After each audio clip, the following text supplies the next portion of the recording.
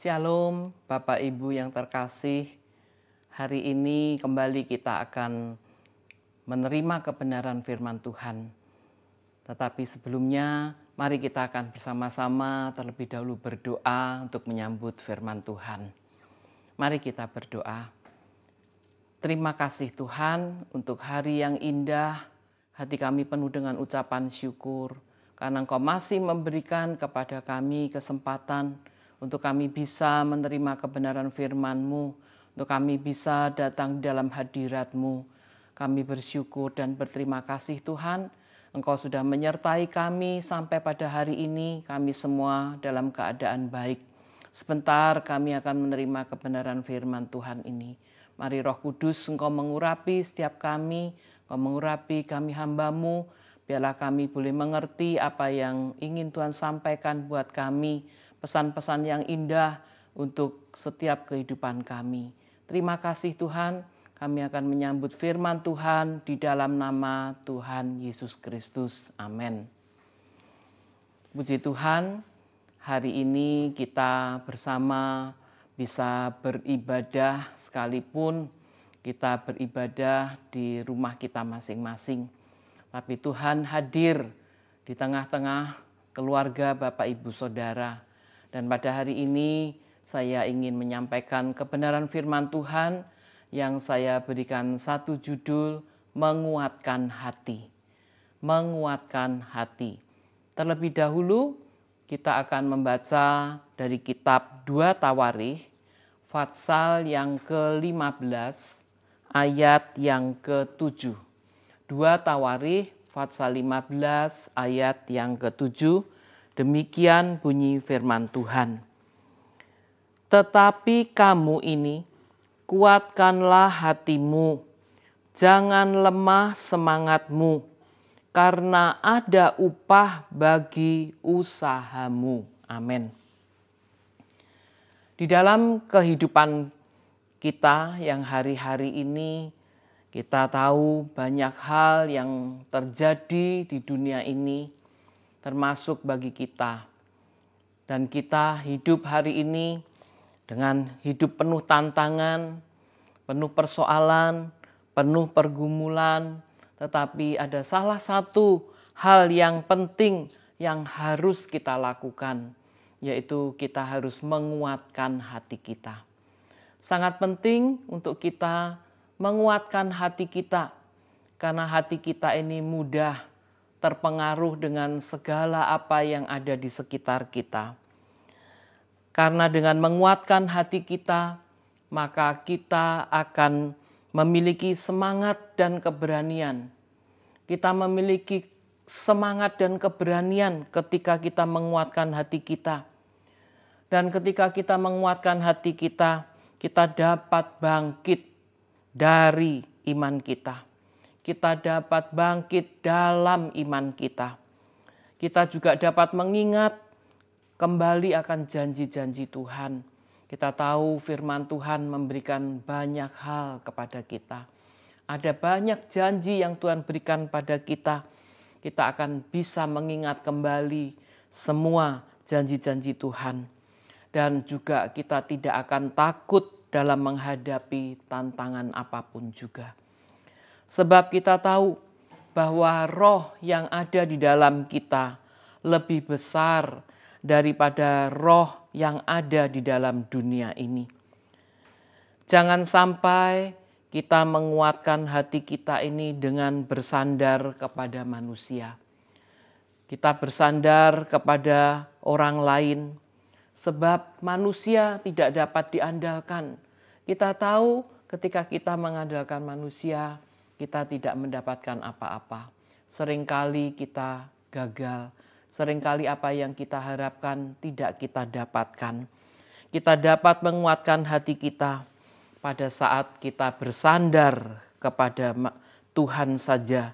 Sepenuhnya kita bersandar kepada Tuhan. Dari ayat yang telah kita baca, kita mengetahui kunci kemenangan yang dialami oleh orang-orang Israel. Karena mereka menguatkan hati mereka.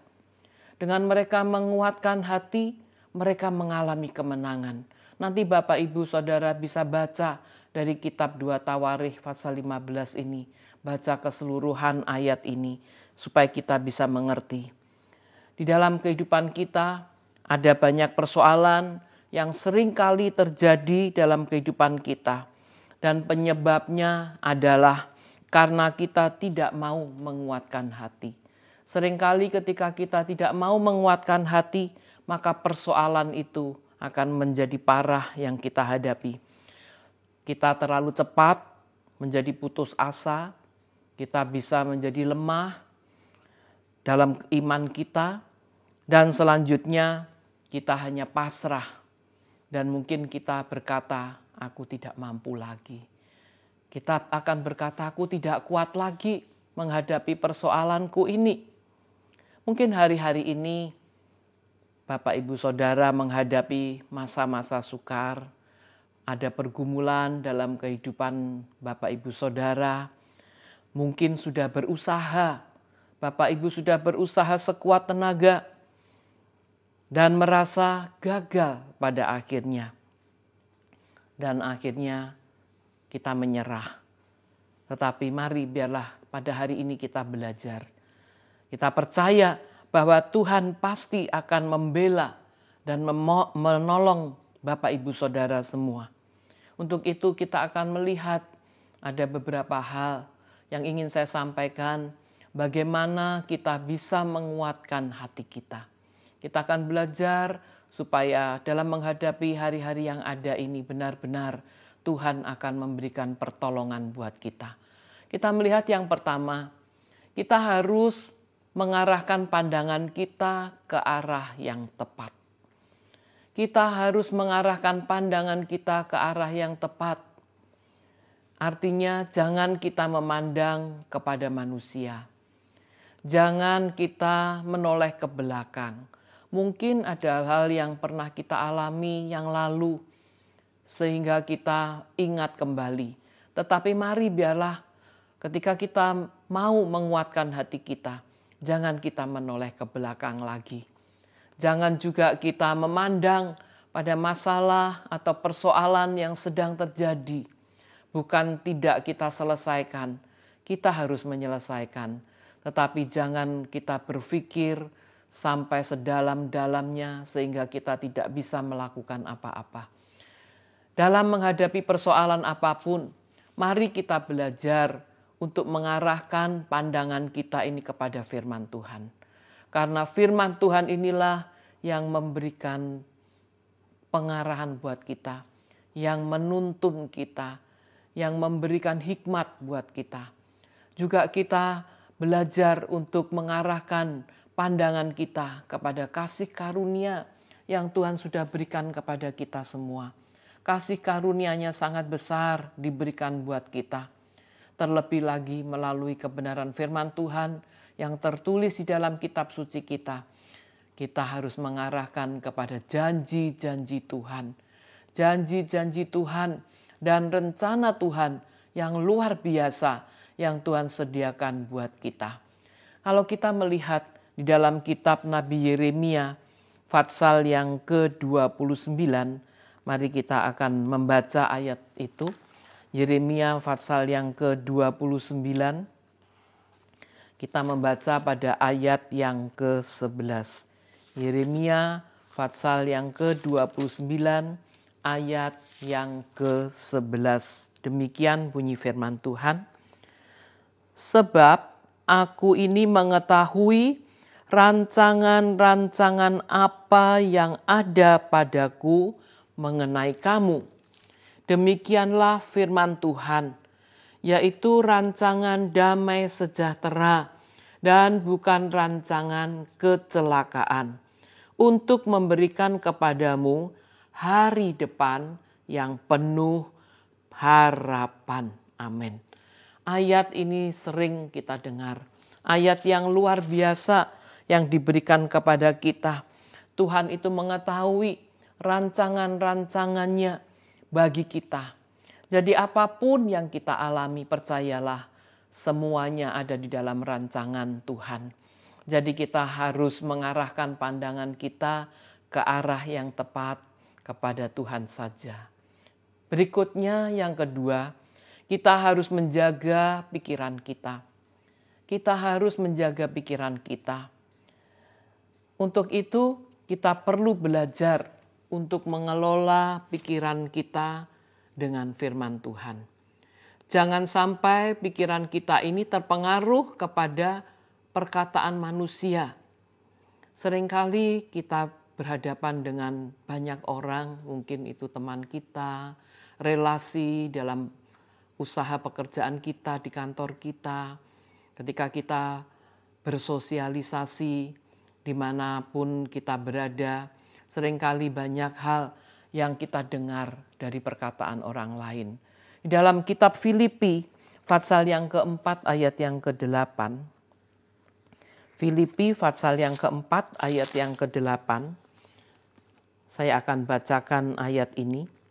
Ayat yang sangat indah dikatakan, jadi akhirnya saudara-saudara, semua yang benar, semua yang mulia, semua yang adil, semua yang suci, semua yang manis, semua yang sedap didengar, semua yang disebut kebajikan dan patut dipuji, pikirkanlah semuanya itu.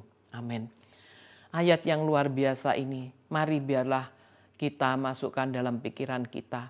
Kalau ada di dalam hati kita dan pikiran kita hal-hal yang tidak baik, pikiran yang negatif, maka sikap dan langkah kita akan menjadi negatif juga. Kalau yang ada dalam hati kita dan di dalam pikiran kita itu hal-hal yang positif, maka banyak mujizat yang terjadi di dalam kehidupan kita. Itu sebabnya mari biarlah kita menjaga pikiran kita. Yang ketiga, kita harus selalu mengingat kebaikan Tuhan. Kita harus mengingat kebaikan Tuhan. Tuhan Yesus telah mati bagi kita. Dia meninggalkan surga buat kita. Dan juga dia menjamin penyertaannya yang sempurna untuk kita. Untuk itulah kita harus selalu mengingat akan kebaikan Tuhan. Siapa lagi yang bisa menolong kita, yang menyelamatkan kita? Dia sudah berkorban bagi kita. Jangan terbiasa kita mengingat-ingat persoalan-persoalan yang belum selesai. Persoalan masalah yang ada, yang kita hadapi, seringkali kita ingat-ingat sehingga kita tidak bisa melakukan pekerjaan yang baik.